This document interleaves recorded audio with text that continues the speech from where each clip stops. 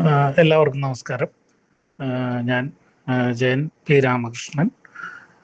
നമ്മുടെ ഗ്രൂപ്പിൽ ഇന്നു മുതൽ വിശ്വസാഹിത്യത്തിലേക്കുള്ള ഒരു ചുവടുവയ്പ് പരിചയപ്പെടുത്തുക എന്ന രീതിയിൽ നമ്മളൊരു പരിപാടി ആരംഭിക്കുകയാണല്ലോ. അപ്പോൾ അത് ഒന്ന് തുടങ്ങി വയ്ക്കുകയാണ്. നമുക്കറിയാം, ലോക സാഹിത്യത്തിലെ അനശ്വരങ്ങളായ ഒരുപാട് കൃതികൾ, രചനകൾ ഒക്കെ തന്നെ നമ്മിൽ പലരും വായിച്ചിട്ടുണ്ടാകും, ഇനിയും വായിക്കാനുണ്ടാകും. അതിൽ നിന്ന് തന്നെ വളരെ പ്രസിദ്ധങ്ങളും ഏറെ ചർച്ച ചെയ്യപ്പെട്ടതുമൊക്കെയായ കുറച്ച് കൃതികളാണ് നമ്മൾ അവതരിപ്പിച്ചുകൊണ്ട് തുടങ്ങി വെക്കാൻ ആഗ്രഹിക്കുന്നത്. നിങ്ങൾക്കറിയാവുന്നതുപോലെ തന്നെ ലോകപ്രശസ്തനായ തത്വചിന്തകനും കവിയും ഒക്കെയായ ശ്രീ ഖലീൽ ജിബ്രാൻ, 13-ാം നൂറ്റാണ്ടിലെ പേർഷ്യൻ കവിയും ലോകപ്രശസ്ത സൂഫി വര്യനുമായ ജലാലുദ്ദീൻ റൂമി എന്നിവരുടെ രചനകളിൽ നിന്നുള്ള ഏതാനും വരികൾ എടുത്തുകൊണ്ട് അതിൽ നിന്ന് കിട്ടിയ ദർശനം എന്ത് എന്ന രീതിയിൽ അവതരിപ്പിക്കുക എന്ന ചെറിയ എളിയ ശ്രമത്തോടെ ഇത് തുടങ്ങി വെക്കാം എന്ന് കരുതുന്നു. എല്ലാവരെയും സ്നേഹപൂർവ്വം സ്വാഗതം ചെയ്യുന്നു. ഓരോ തണുപ്പുകാലത്തിൻ്റെ ഹൃദയത്തിലും പിറയ്ക്കുന്ന ഒരു വസന്തമുണ്ട്. ഓരോ രാത്രിയുടെ തിരശ്ശീലക്ക് പിന്നിലും പുഞ്ചിരിയോടെ നിൽക്കുന്ന പുലരിയുണ്ട്. ഇപ്പോൾ എൻ്റെ നിരാശ പ്രത്യാശയായി മാറിയിരിക്കുന്നു. ഖലീൽ ജിബ്രാന്റെ വരികളാണ്. എത്ര കാഠിന്യമേറിയ ജലവിധാനമാണെങ്കിലും നീന്തിയേ പറ്റൂ എന്ന ബോധ്യമാണ് നദി മുറിച്ചു തുടങ്ങുമ്പോൾ ഉണ്ടാവേണ്ടത്. എത്ര ചുഴികൾ ഉണ്ടാവും അവിടെ, എത്ര കയറ്റിറക്കങ്ങൾ, എത്ര കലഹങ്ങൾ, കലാപങ്ങൾ. പക്ഷേ നീന്തിയേ പറ്റൂ. പെരുമരങ്ങളിൽ മഞ്ഞ് വീഴുന്നുണ്ട്, നേരിയ നിലാവുണ്ട്. എന്നിട്ടും എത്ര കഠിനമാണ് ഈ രാത്രി. നോക്കൂ, കൊതിക്കുന്ന കാലത്ത് കിട്ടാത്തതിനെ എല്ലാം ഓർത്ത് നിരാശയിൽ സഞ്ചരിക്കേണ്ടതുണ്ടോ?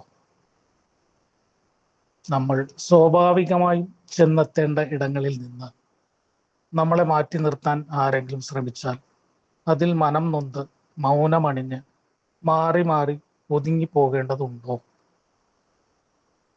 ഒന്നും വെളിവാക്കാത്ത വിധം കട്ട പിടിച്ച ഇരുട്ടുള്ള രാത്രി തന്നെ ആയിരിക്കുമോ പരിഭ്രമങ്ങളെ കൂട്ടിനയച്ച് നമുക്ക് ചുറ്റുമുണ്ടാവുക? അല്ല. മറുകരയിൽ ഒരു പ്രഭാതമുണ്ട്. മരവിച്ച ജീവിത ഞരമ്പുകളിലേക്ക് സ്നേഹത്തിന്റെ രക്തമൊഴുക്കുവാൻ കനിവിന്റെ ഹൃദയമുള്ളവരുണ്ട്. ധൈര്യമായിരിക്കും. നിങ്ങൾ എന്തിന് നിരാശരാകണം? നിങ്ങൾ പ്രത്യാശരാകൂ. നിങ്ങൾക്ക് ആവശ്യമുള്ള കുറച്ചു പേർക്കും അപ്പുറത്ത് നിങ്ങളെ ആവശ്യമുള്ള കുറെ പേർ കൂടിയുള്ളതാകുന്നു ഈ ലോകം. വരൂ, ഈ ജാലക വിരിപ്പ് നീക്കി പുതിയ പ്രഭാതത്തെ വരവേൽക്കൂ. അതെ, ഒരു വഴിയിലൂടെ യാത്ര തുടങ്ങി പല വഴികളിലൂടെ സഞ്ചരിപ്പിച്ച് പല വട്ടം നമ്മളെ വിസ്മയിപ്പിച്ചു കളയും എന്നതാണ് ജിബ്രാൻ കവിതകളിലെ ദർശനം. ഇനി നമുക്ക് ജലാലുദ്ദീൻ റൂമിയിലേക്ക് വരാം. എനിക്ക് നിന്റെ പനിനീർ തോട്ടത്തിൽ കടക്കണമെന്നുണ്ടെങ്കിൽ ആദ്യം മുള്ളുകളുമായി കരാറുണ്ടാക്കേണ്ടതുണ്ട്. ജലാലുദ്ദീൻ റൂമി. നോക്കൂ, എന്തായിരിക്കും ആ കരാർ? ഞാൻ അധിക സമയം അവിടെ നിൽക്കില്ല, പെട്ടെന്ന് തന്നെ പൊയ്ക്കോളാം എന്നതാണോ?